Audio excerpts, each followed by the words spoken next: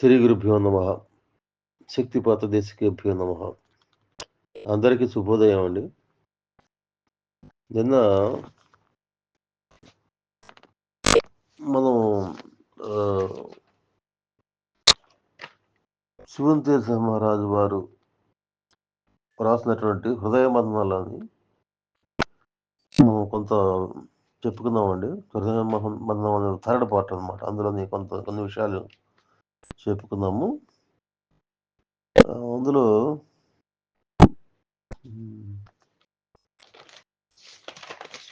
మనం ఈశ్వరుడు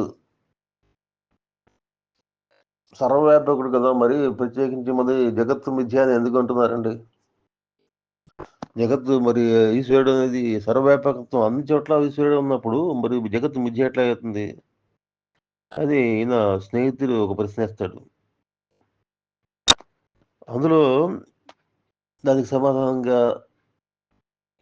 విష్ణుతీర్థ మహారాజు ఆ స్నేహితుడికి ఏం చెప్పాడు అనేది ఈరోజు ఆ ప్రశ్నకి దాని కంటిన్యూషన్ చెప్పుకుందామండి.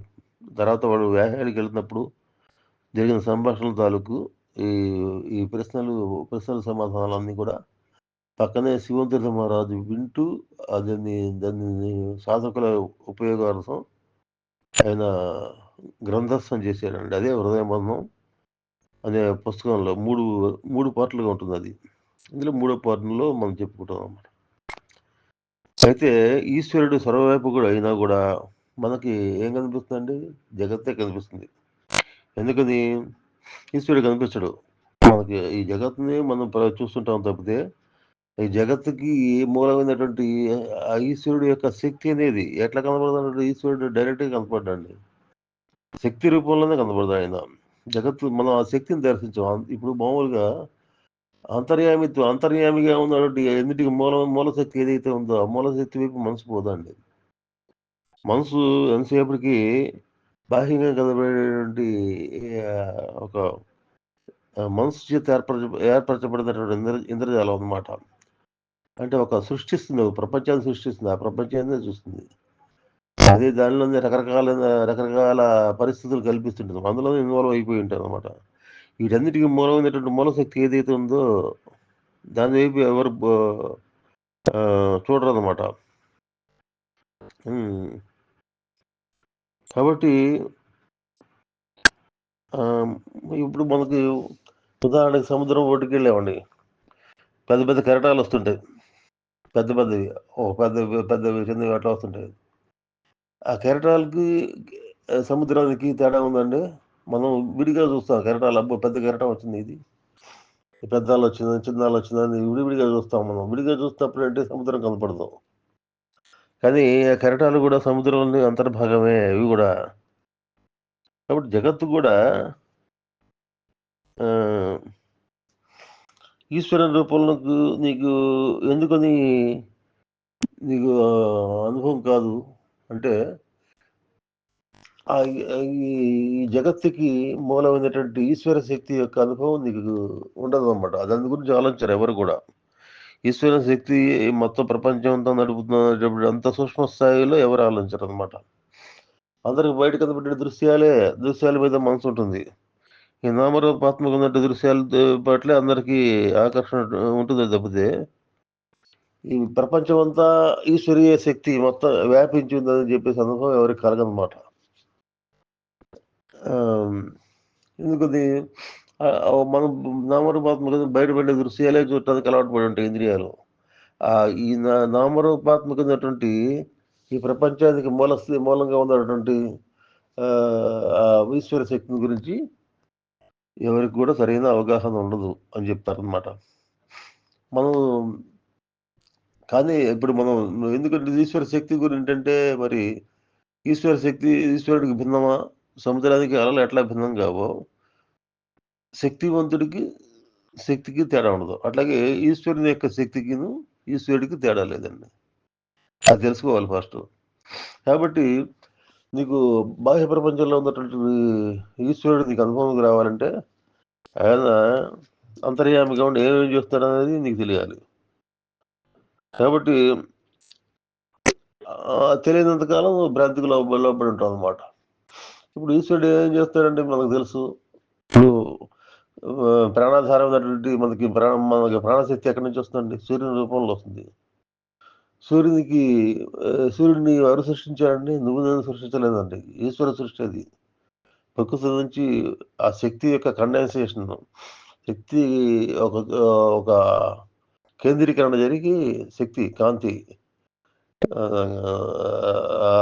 కాంతి రూపంలో ఉండే ఈశ్వర శక్తి అనమాట. అదంతా ఒక చోటకి కేంద్రీకరించబడి అది సూర్యుడిగా ఫారం అనమాట. ఆ సూర్యుడిగా ఫారం అయిన తర్వాత ఆ సూర్యుడి నుంచే మనం సమస్త జీవజాలం సూర్యకాంతి కారణంగానే ప్రపంచం నడుస్తుంది. సూర్యకాంతి నుంచే ప్రాణశక్తి వస్తుంది. ఆ ప్రాణశక్తి సహాయంతోటే ప్రాణశక్తి లేకపోతే జీవులు మనగలవా? కాబట్టి మన సమస్త జీవరాశి కూడా ప్రాణశక్తి వల్లే బతుకుతుంది. ఆ ప్రాణశక్తి చంద్రుడి మీద పడి చంద్రుడు ప్రకాశిస్తున్నాడు. మన భూమిలో ఉన్న సమస్త జీవులు కూడా అది చంద్రప్రకాశం వల్ల వృక్షాలు లతల ముందు పెరుగుతున్నాయి. సూర్యచంద్రులు అనేది అది సృష్టికి మూలం అనమాట వాళ్ళు. ఆ మూల ప్రకృతి ఏంటంటే ఆ శక్తి ఎక్కడి నుంచి వచ్చిందంటే భగవంతుడి యొక్క క్రియ నుంచి వచ్చిన శక్తి అనమాట. మనం సూర్యుడిని చూస్తాము, సూర్యుడి ద్వారా ఏర్పడేటువంటి ఈ ప్రపంచాన్ని చూస్తున్నాం తప్పితే ఆ మూల అన్నిటికీ మూలమైనటువంటి భగవత్ తత్వాన్ని గురించి, భగవంతుడి శక్తిని గురించి ఎవరికి అవగాహన అంత దూరం పోరనమాట అనమాట. అలాగే మనలో ఉండి ఆ ప్రాణశక్తి సూర్యుడి నుంచి వచ్చింది ప్రాణశక్తి మనలో ఉండి మనలో కూడా ఏం చేస్తుందండి? పంచప్రాణాలు దశపథ ప్రాణాలుగా మారుతుంది. మరి మన జ్ఞానేంద్రియాలని కర్మేంద్రియాలని మొత్తం నడుపుతుంది ఆ శక్తే. ఇప్పుడు ప్రాణశక్తి లేకపోతే నీలో లోపల ఉన్నటువంటి ప్రక్రియలను జరుగుతాయా? లోపల జీవన ప్రక్రియలు జరుగుతాయండి. కాబట్టి జీవన ప్రక్రియలు జరగాలన్నా కూడా ప్రాణశక్తి యొక్క సహకారం కావాలి. ప్రాణశక్తి ఎక్కడి నుంచి వచ్చింది? సూర్యుడి నుంచి వచ్చింది. సూర్యుడికి ఆ శక్తి ఎక్కడి నుంచి వచ్చింది? ఈశ్వరుడి నుంచి వచ్చింది కదా. కాబట్టి ఇది తెలియాలి. సమస్తం ఎక్కడి నుంచి వచ్చిందండి? భగవంతుడి యొక్క క్రియేషనే మొత్తం. సృష్టి, స్థితి, లయ అంటే ఒక వృక్షాలు కానీ, జంతువులు కానీ పుట్టడం కానీ, అది పోషణ భారం కూడా భగవంతుడే చేస్తాడు. ఇన్ని లక్షల కోట్ల అయినటువంటి జీవరాశులు భగవంతుడు సృష్టించాడు. మరి వాటి పోషణ ఎవరు చేస్తారు? నువ్వు నేను చేయట్లేదండి. ఎవరు చేయట్లా? ఈ ప్రభుత్వాలు చేయట్లా. ఇంకా ఆయన ప్రకృతి రూపంలో ఉండి, పంచభూతాల రూపంలో ఉండి, గాలి, నీరు, వెలుతురు ఇవన్నీ భగవంతుడే ఇస్తాడనమాట. సమస్తం భగవంతుడే అయినప్పుడు మరి నువ్వు ఏం చూస్తాడా? భగవంతుడిని నువ్వు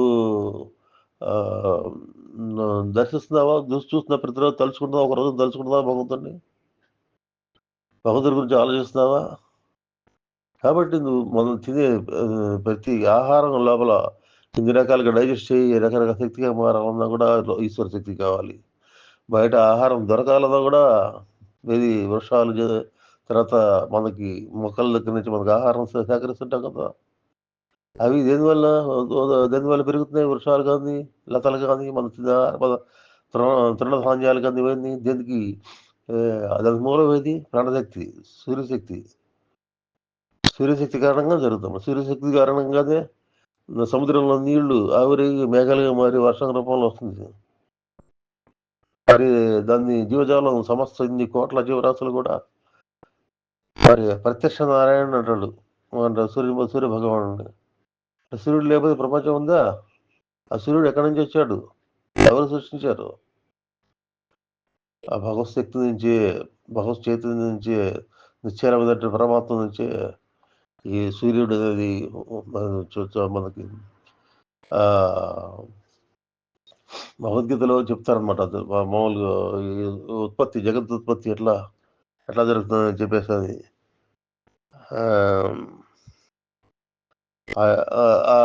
చెప్పుకుంటూ వచ్చి భగవంతుడు ఏ పనులు చేస్తున్నాడు అని చెప్పేసి దీనిలో ఉపనిషత్తుల్లో కానీ మన గురువులు కానీ, తర్వాత సిద్ధపురుషులు కానీ ఎన్నో పుస్తకాలు ఉపనిషత్తులు, తర్వాత రామాయణ భాగవతాలు కానీ, వీటిలో వ్యాస మహర్షి కానీ వీళ్ళందరూ భగవంతుడి యొక్క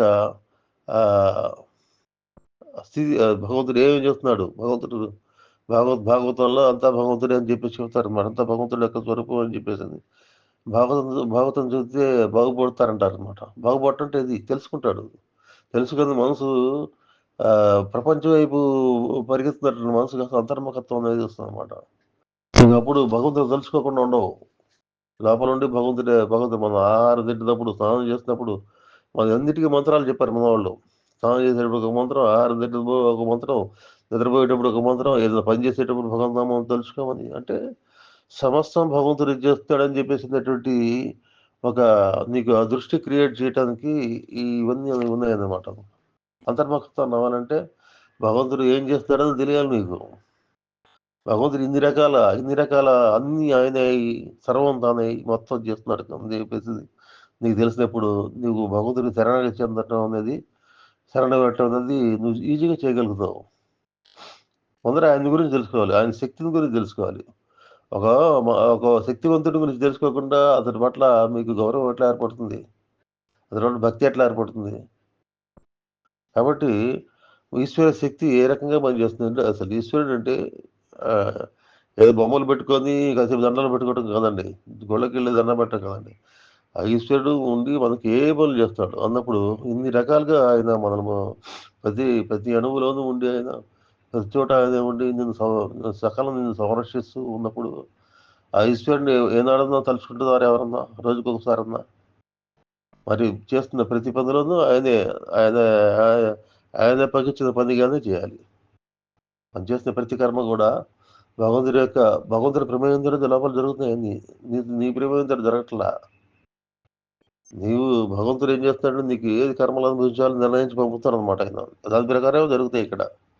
కాబట్టి మొత్తం సమస్తం ఈశ్వరుడే చేస్తున్నాడు మొత్తం అనేటటువంటి స్పృహ నీకు శరణాగతిని తీసుకొస్తుందన్నమాట. ఈశ్వరుడికి శరణాగతి అనమాట.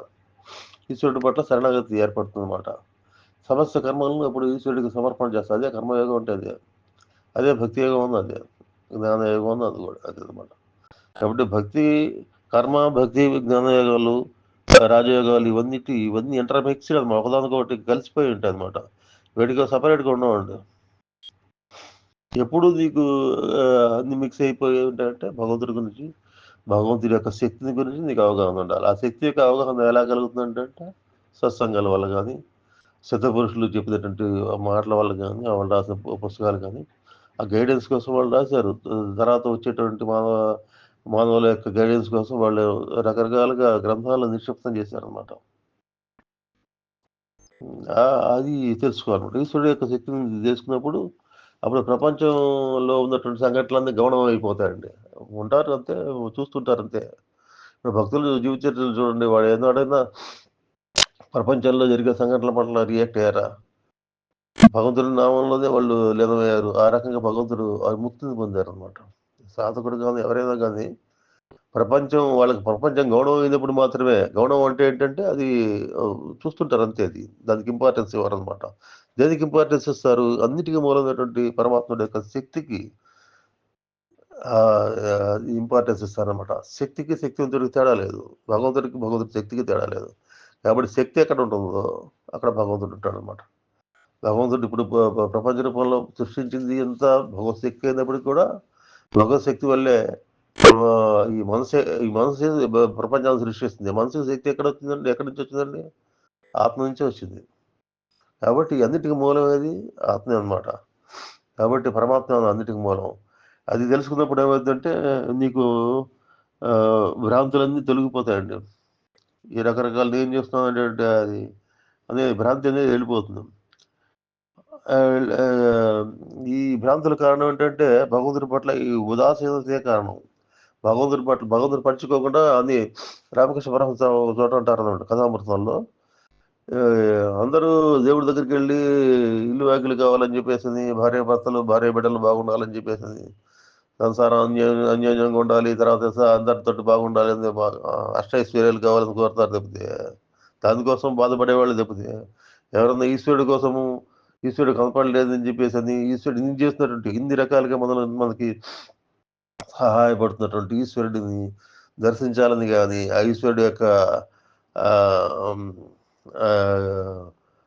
ఈశ్వరుడు యొక్క సాన్నిధ్యం కావాలని చెప్పేసి ఎవరన్నా దానికోసం ఏడ్చేవాళ్ళు ఎవరైనా ఉన్నారా అని అడుగుతారు అనమాట.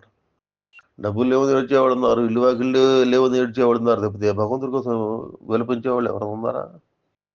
కాబట్టి లేరు. దృష్టి ఎటువైపు ఉంది? మనకి ప్రపంచం వైపు ఉంది. కాబట్టి ప్రపంచం వైపు తిరిగినటువంటి దృష్టిని మరి ఈశ్వరుడు వైపు తిప్పాలి. ఈశ్వరుడు వైపు తిప్పాలంటే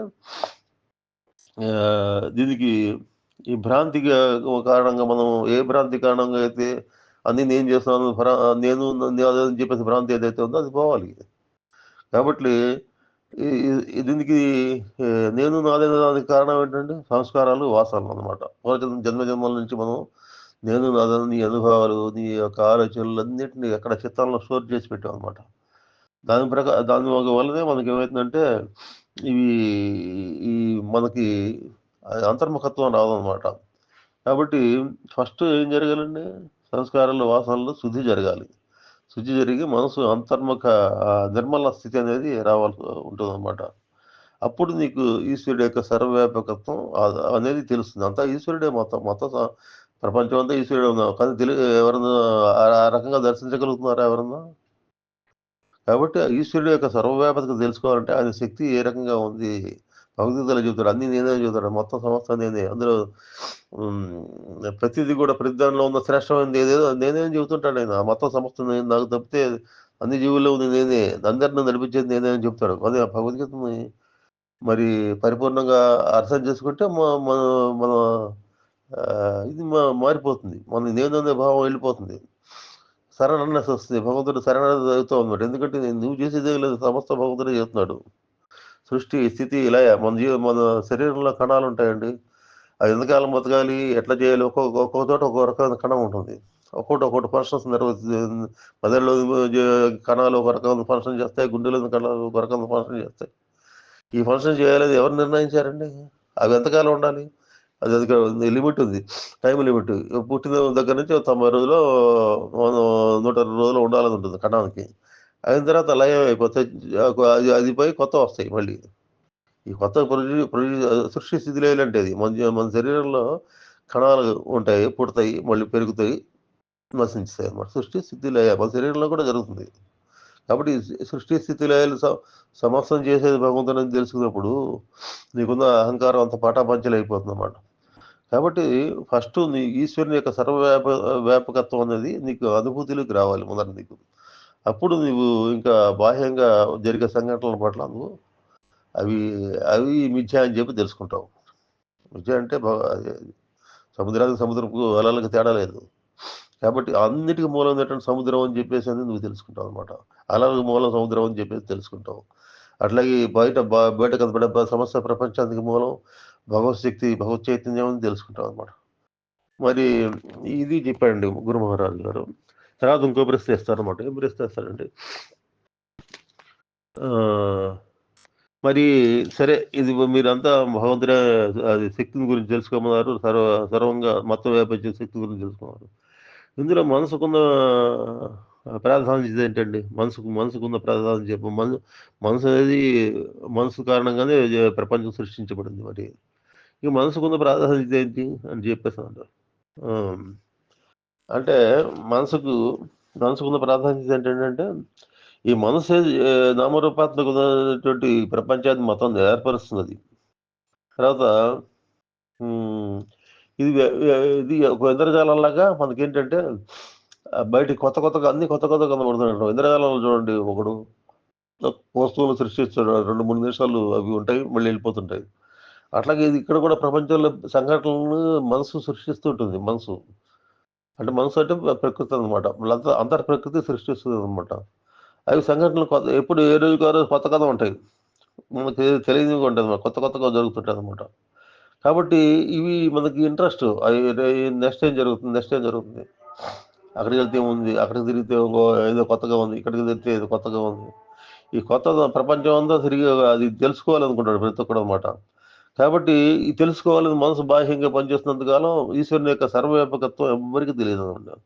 ఈశ్వరుడే సమస్తం వ్యాపించిండి, మనసుకు శక్తి ఇచ్చేది ఆయన, మనోబుద్ధి చిత్తహంకారాలుగా లోపల అంతర్ ప్రకృతిగా ఉండేది భగవంతుడే అని చెప్పేసి, బాహ్య ప్రకృతిలో ఉండే పంచభూతాత్మకమైనటువంటి ఈ ప్రకృతి కూడా భగవంతుడే అని చెప్పేసి అప్పటి వరకు ఎవరికి తెలియదండి. ఎప్పటి వరకు ప్రపంచంలో మనసు ఏర్పరిచిన ఇంద్రజాలంలో మనం ఆనందంగా చూస్తున్నంత వరకు మనకి అది తెలియదు అనమాట. కాబట్టి ఇంద్రజాలం తెలుసుకున్నప్పుడు ఏమైంది, ఇప్పుడు సినిమా చూస్తారండి, 3 గంటలు సినిమా చూసేసి బయటకు వచ్చేస్తారండి. అప్పుడు సినిమా చూస్తున్న సేపు సినిమా పట్లే ఉంటుంది, సినిమాలోనే లీనమైపోయి ఉంటుంది మనసు. అక్కడ వాడు వాళ్ళు క్యారెక్టర్లు హీరో ఏం చేస్తుంటే హీరో ఆనందంగా ఉంటే వీడు ఆనందంగా ఉంటాడు, వాడు స్టంట్ చేస్తుంటే వీడు టెన్షన్ పడుతుంటాడు. ఇట్లా రకరకాల ఆ సినిమాల అనుభవాలతోటి వాడు మనసు ఆ, నిమగ్నం అయిపోయి బయట విషయాలు ఏం ఆలోచించదు. అట్లాగే ఈ సినిమా ఇక్కడ బయట ప్రపంచంలో కూడా ఇది ఒక ఆ, మనసు సృష్టించినటువంటి ఒక సినిమా ఇది. ఈ సినిమా నీకు ఇంట్రెస్టింగ్గా ఉన్నంత కాలం నీకు ఈ సినిమా అని మీకు తెలియదు. ఎప్పుడు తెలుస్తుంది? సినిమా హాల్ నుంచి బయటకు వచ్చినప్పుడు అరే మన సినిమా చూసాము అదంత సినిమా అని చెప్పి తెలుస్తుంది. అట్లాగే ప్రపంచం పట్ల మీరు వైరాగ్య స్థితులు రావాలి. అంటే అది మీకు అంతర్ముఖత్వం అనమాట. బాహ్యంగా పరిగెత్తేటువంటి మనసుని మీరు అంతర్ముఖపరిచి లోపలికి మార్చినప్పుడు మాత్రమే యథార్థ స్థితి అనేది తెలుస్తుంది అనమాట. కాబట్టి ఈ ఇది తెలియాలంటే ముందర ఏం చేయాలి? మనసును అంతర్ముఖపరచాలి అనమాట. అట్లాగే ఈశ్వరుని యొక్క శక్తిని గురించి అనుభవం లోపల అంతర్ముఖపరిచి ఈశ్వరుడే సమస్తం చేస్తున్నాడని అనేటువంటి ఆ భావాన్ని కలుగు చేయాలన్నమాట. అందుకనే మహాత్ములు ఏం చెబుతుంటారంటే నిరంతరం చెబుతుంటారంటే ఈశ్వరుని బాహ్య జగత్తులో వెతికితే లభించడండి ఆయన చెప్తుంటాడు. ఆయన అందరు మహాత్మ సిద్ధులు కాదు ఎవరైనా సరే బాహ్యంగా ఈశ్వరుడు లభించడు, ఆయన అంతరంలో వెతకాలని చెప్పి అంటుంటారండి. మరి యోగులకి సిద్ధ పురుషులకు తెలియదా ఏది ఈశ్వరుడు సర్వవ్యాపకత్వం అంతా వ్యాపించిందని వాళ్ళకు కూడా తెలుసు. మరి ఎందుకు చెబుతున్నారు వాళ్ళు లోపలికి వెళ్ళమని చెప్పేసి? ఈశ్వరుడు లేకుండా ఏది లేదని వాళ్ళకు కూడా తెలుసు. అయినప్పటికీ కూడా సాధకులకి మరి అంతరంలో లోపలికి వెళ్ళి దర్శించమని చెబుతున్నారు. అంటే ప్రథమంగా మన ఈశ్వరుడిని దర్శించింది ఏ పది అది మనకి ఈశ్వరుడు దర్శించినప్పుడు ఈశ్వరుడు యొక్క సర్వవ్యాపకత తెలుస్తుంది అనమాట. అంతా ఈశ్వరుడు ఉన్నాడని తెలుస్తుంది అనమాట. అప్పుడు నువ్వు బాహ్యంగా పనిలో ఉన్నా కూడా అప్పుడేమవుతుంది? ఏ పని చేస్తున్నా కూడా ఈశ్వరుడి భగవంతుని తలుచుకొని చేస్తాడు, భగవంతుడి అర్థం చేస్తాడని భావంతో చేస్తాడు అనమాట. కాబట్టి ఇదంతా దేంతో చేయాలంటే మనసుతోటే చేయాలి. మనసుకున్నటువంటి అంటే బంధాన్ని ఇచ్చేది కూడా మనసే, మోక్షాన్ని ఇచ్చేది కూడా మనసే అనమాట. కాబట్టి ఈ మనసు అనేది మనసుకున్న ప్రాముఖ్యత అంటే అది అనమాట. మనం తెలుసుకునేదాకా మనసుని మనం మనసుతోటే పని చేయాల్సి ఉంటుంది అనమాట. కాబట్టి మనసే నీకు మోక్షాన్ని ఇవ్వాలన్నా కూడా తర్వాత బయట బంధాలు నడిపెట్టాలన్నా మనసు కారణంగా జరుగుతుంది అనమాట. మళ్ళీ ఆయన ఇంకో ప్రశ్న వేస్తాడు స్నేహితుడు. ఏం ప్రశ్న వేస్తాడంటే, కానీ శక్తి జాగృతమైన తర్వాత శక్తి యొక్క క్రియాశీలతే సాధన అవుతుంది కదా, ఇంకా మనసుకు ప్రాముఖ్యత ఏముంది? మీరు ఇందాక అన్నారు శక్తిపాతం జరిగిన తర్వాత శక్తి జాగరణ జరుగుతుంది, లోపల క్రియలు అన్ని రకరకాల క్రియలన్నీ శక్తి చేస్తుంటుంది, ఇక నువ్వు మెదరకుండా ఇది శరణాగతే నీకు ఇదని చెప్పారు కదా, ఇంకా మనసుకు ప్రాముఖ్యత ఏముందండి అని చెప్పానంటాడు. మనసుని పట్టించుకోవాల్సిన అవసరం ఏముందండి అంటాడు. అంటే ఆయన అంటాడు క్రియల యొక్క అనుభవం లోపల శక్తి యొక్క అనుభవం, శక్తి క్రియాశీలతను దేన్ని బట్టి తెలుసుకుంటామండి? మనసుతోటి తెలుసుకుంటాం అనమాట. తర్వాత క్రియల ద్వారా ఏర్పడే ఆనందం, మీకు సంస్కారాలు ఖర్చు అవుతున్న కొద్దీ లోపల ఉన్న సంస్కారాలు అనుభవించకుండా బయటికి క్రియల రూపంలో బయటకు వచ్చి చిత్తశుద్ధి జరుగుతున్నప్పుడు ఆనందం కలుగుతుందండి. ఆనందం అనేది ఆనంద స్థితి అనేది మనసు ద్వారానే కలుగుతుంది ప్రాథమిక స్థాయిలో. తర్వాత క్రియలపై లక్ష్యం ఉంచాలని గురువు చదివాడు, క్రియలను చూడమని చెబుతున్నాడు. దేని దగ్గర చేస్తా ఉంటుంది? మనసుతోటే కదా. మనసుతోటే నీ మనసుని బాహ్యంగా పరిగెత్తే మనసుని లోపల క్రియలను చూడమంటున్నాడు అనమాట. అంతరంలోకి వెళ్ళేటటువంటి మార్గం అనమాట అది. లోపలికి చూడటం అంటే ఏంటంటే మనసు బాహ్యంగా కూడా లోపలికి వెళ్ళటం అనమాట. లోపల అంతర్దృష్టి ఏర్పరచడం కోసం మరి దానికి మనసుని ఉపయోగిస్తున్నాం మరి. కాబట్టి అంతర్గ క్రియలందు కూడా మనసు స్థిరంగా నిలపడం కోసం మనసే కారణం, దానికి కూడా మనసే ఉపయోగపడుతుంది అనమాట. కాబట్టి ఈ క్రియలని చూడటం అనేది దాని ద్వారా మనసుకి అంతర్ముఖతని నేర్పుతాడు అన్నమాట గురువు. మనసు అంతర్ముఖం అయ్యేటటువంటి నెమ్మదిగా ఒకసారి అంతర్ముఖం కాదు, నెమ్మదిగా అది కర్మ బయట బాహ్యంగా ఉన్నటువంటి బంధాల నుంచి క్రమంగా లోపలికి అంతరంగా కాన్సన్ట్రేషన్ లెవెల్స్ పెరగడం కోసం ఆ క్రియాశక్తిని అభివృద్ధి చేయమని చెప్పి చెప్తాడు అనమాట. మరి మళ్ళీ ఇంకో ప్రశ్న వేస్తాడండి ఆయన. దీని అర్థం సాధనలో మనసును ఉపేక్షించలేముంది కదా, ఇంకా దాన్ని ఉపేక్షించి మనం సాధనలో మనసుని దూరంగా పెట్టలేముంది కదా, దీని అర్థం అంటే మహర్షి ఏం చెప్తారంటే, మహారాజా ఏం చెప్తారంటే నిజమే, మనసును ఉపేక్షిస్తే నీకు సాధన పురోగతి ఉండదు. ఎందుకంటే మనసే బంధన కారణమవుతుంది. మనసు తర్వాత మనసే మోక్ష కారణం కూడా అనమాట. ఆహ్, తాను ఏ రకంగా మనసును ఉంచుకోవాలనేది అది మానవుడి పరిధిలో ఉంటది. మనం మంచి వైపుకి వెళ్ళాలా? చెడు వైపుకి వెళ్ళాలనేది అది ఎవరికి వాళ్ళు నిర్ణయించుకోవాలది. మంచి వైపుకెళ్తే జరిగే ఫలితాలు కాని, చెడు వైపుకెళ్తే జరిగే ఫలితాలు కాని ప్రతి ఒక్కళ్ళకి ప్రపంచంలో చూస్తే రకరకాల వ్యక్తులు కనపడతారు. మంచిగా ఉన్నవాళ్ళు ఎట్లా ఉన్నారు? చెడుగా ఉన్నవాళ్ళు ఎట్లా ఉన్నారు? కాబట్టి అది చూసి మనం తెలుసుకోవాలి. ప్రపంచంలో జరిగే పరిస్థితులు ప్రపంచం దానికోసం ఉంది. చెడు జరగటం వల్ల ఇప్పుడు ఈ రామాయణ భారతాల్లో ఇదేది మంచికి చెడుకు మధ్య సంఘర్షణ కింద చెప్తారనమాట. కాబట్టి మన నిజ జీవితంలో కూడా మంచికి చెడుకు మధ్య ఉన్నటువంటి సంఘర్షణను మనం అది అది దాని ఫలితాన్ని చూసి మనం ఎవరికి వాళ్ళు నిర్ణయించుకోవాల్సి ఉంటుందని చెప్పారనమాట. తర్వాత ఇంకో ప్రశ్న అడిగాడండి ఆయన. ఇంకో ప్రశ్న ఏంటంటే మనసు పైన ఈ క్రియల యొక్క ప్రభావం అన్నారు మీరు లోపల కుండలో జాగ్రత్త తర్వాత క్రియలు వస్తాయని చెప్పారు కదా! ఆ క్రియల యొక్క ప్రభావం ఏ విధంగా ఉంటుంది? మనసు పైన ఏ విధంగా పడుతుందని చెప్పేసండి. అంటే దానికంటారు గురు మహారాజ్ అంటారు. మనసు కూడా ఒక క్రియే. మనసులో ఉన్నటువంటి సంకల్ప వికల్పాలనేవి క్రియలు. సంకల్పం చేయటం, తర్వాత వికల్పాలు అది అది ఇది కావాలని చెప్పేసి సంకల్ప శక్తి ఏదైతే ఉందో, అది కూడా శక్తి కారణంగానే జరుగుతుంది. శక్తి యొక్క ప్రేరణతోనే జరుగుతుంది. కాబట్టి అది కూడా క్రియ కిందే చూడాలి దాన్ని కూడా. కానీ హ్మ్. ఈ మామూలుగా ఈ మనసు శక్తితోటి అనుసంధానం కానప్పుడు ద్రష్టాభావం ఏర్పడదండి. ద్రష్టాభావం అంటే ఏంటంటే అబ్జర్వర్‌గా చూడటం అనమాట. అక్కడ కూడా శక్తి అనుసంధానంగా శక్తి కలవాల్సిందే అక్కడ. ద్రష్టాభావం తోటి ఒక సంఘటనలు చూడాలంటే ఒక ప్రేక్షకుడిలాగా లోపల జరిగేటటువంటి శక్తి సంచలనాలు, శక్తి చేసే క్రియలను గాని, బాహ్యంగా జరుగుతున్నటువంటి పరిస్థితుల్ని ద్రష్టాభావంతోటి బాహ్యంగా జరిగే సంఘటనలు ద్రష్టాభావంతోటి చూడటం అనేది కూడా శక్తి యొక్క సహకారంతోటే అది జరుగుతుందనమాట. కాబట్టి జీవుల మనస్సు చాలామంది అందరు జీవులు మన జన్మల నుంచి వాసనల్ని మన యొక్క లోపల సంస్కారాల్ని జీవుల్లో అన్నీ ఏర్పడి ఉంటాయన్నమాట. కాబట్టి ఈ జీవుల మనస్సు ఎప్పుడు ఈ వాసనలతోటి ప్రేరేపించబడుతున్నాం. కర్మలు మనం చేస్తున్న జన్మాంతరాల నుంచి మనం నేను అనుకొని చేసిన కర్మల ద్వారా అవి అవి చిత్తాన్ని ప్రేరేపిస్తుంటాయన్నమాట. అంటే వాటినే వాసనలు అంటారన్నమాట. కాబట్టి ఈ క్రియలు కూడా దేనివల్ల కలుగుతాయండి? చిత్తంలో అది క్రియలకు దిశ కూడా మన చిత్తంలో ఏదైతే చేర్చి పెట్టామో, సంస్కారాలు చేర్చి పెట్టామో, దానికి అనుగుణంగానే క్రియలు కూడా వస్తుంటాయన్నమాట. లోపల పూర్వజన్మలందు ఒక భక్తులనుకోండి, కీర్తనలు చేస్తుంటే ఆ కీర్తనలే క్రియల్లో వస్తాయి. పూర్వజన్మలందు ముస్లిం అనుకోండి, వాళ్ళు నమాజ్ చేస్తుంటారు కదా! ఆ నమాజ్‌కి సంబంధించిన ఆహ్, శబ్దాలు కూడా బయటకొస్తాయి సాధనలో. అట్లాగే సంగీతం సంగీతజ్ఞుడు అనుకోండి, రాగాలాపనలు వస్తాయి. రకరకాల నీకు తెలియని రాగాలాపనలు వస్తాయన్నమాట. ఇది కుండలిని జాగరణ జరిగిన తర్వాత అనమాట. అట్లా నృత్యం లలిత కళలు ఏవైతే ఉన్నాయో అవన్నీ బయటకొస్తాయండి. పూర్వజన్మలో ఏ కళలో నిష్ణాతుడో అవన్నీ కూడా బయటకొస్తాయన్నమాట. ఇది ఇప్పుడు కుండలిని జాగరణ జరిగినప్పుడు. గురువు ద్వారా కుండలిని శక్తి వివేకమయ్యి మూలాధారం నుంచి పైకి వెళ్తున్నప్పుడు నువ్వు సమర్పణ భావం శక్తి పట్ల సమర్పణ భావంతోటి ఉన్నప్పుడు ఇవన్నీ జరుగుతాయండి. కాబట్టి జాగృతి తర్వాత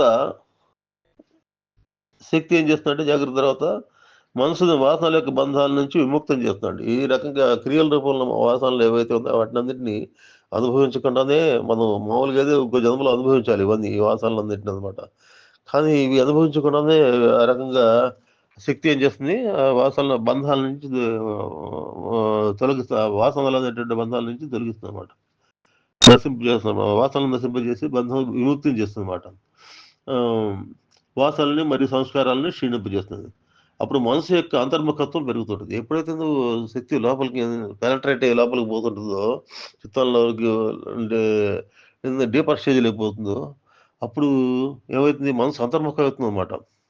బాహ్య ప్రపంచంలో ఉన్న సంఘటనల పట్ల కాకుండా లోపల అంతరంలో జరుగుతున్నటువంటి ఆహ్, చిత్తశుద్ధి అనే కార్యక్రమంలో ఆ శక్తి లగ్నమైనప్పుడు ఏంటంటే మనకు అంతర్ముఖత్వం ఆటోమేటిక్‌గా వచ్చేస్తుంది. కాబట్టి ఈ అంతర్ముఖత్వం పెరగటాన్ని నారద భక్తి సూత్రాల్లో ఏం చెప్పారండి? ఆత్మారామ స్థితి అంటారు. నారద భక్తి సూత్రాలు చదువుంటారు కదా మీరు అందులో. దీన్ని ఆత్మారామ స్థితి అంటారనమాట. కాబట్టి చిత్తంలోని వృత్తులు పూర్తిగా నిరోధించబడినప్పుడు చిత్తంలోని సమస్త క్రియలతో పాటు శక్తి కూడా ఆత్మలో విలీనమవుతుందండి. చివరికి ఏమవుతుంది, ఈ శుద్ధంతా జరిగిన తర్వాత చిత్తంలోని సమస్త క్రియలతో పాటు శక్తి కూడా ఆత్మలో విలీనమవుతుంది. దీన్ని యోగ దర్శనాల్లో ఏమంటారంటే కైవల్య స్థితి అంటారనమాట. కైవల్య స్థితిని పొందడం అని చెబుతారనమాట. కాబట్టి ఎంత ఉందన్నమాట. ఈ క్రియల ద్వారా మనం మనసుపై ఈ క్రియల ప్రభావం ఏ విధంగా ఉంటుందంటే చివరికి కైవల్య స్థితికి తెచ్చేదాకా మనసు పైన ఆ క్రియల యొక్క ప్రభావం ఉంటుంది. ఈ క్రియలు ఎట్లా ఏర్పడతాయండి? కుండలిని జాగరణ వల్ల ఏర్పడతాయి. కుండలిని జాగరణ ఏ రకంగా ఏర్పడుతుందండి? గురువు యొక్క అనుగ్రహంతోటి వీడు సిద్ధస్థితిలో ఉన్నటువంటి గురువు యొక్క అనుగ్రహంతోటి, తర్వాత వైరాగ్య స్థితిలో ఉన్నటువంటి శిష్యుడి యొక్క మనసు ప్రేరేపించ అది అంతర్ముఖపరిచి పాల్చడం ద్వారా కుండలిని చైతన్యం జాగరణ జరిగి ఈ క్రియల ద్వారా మనశుద్ధి జరిగి చివరికి కైవల్య స్థితి ప్రాప్తిస్తుంది. ఇదండి కుండలిని సిద్ధ మహాయోగంలో ఉన్నటువంటి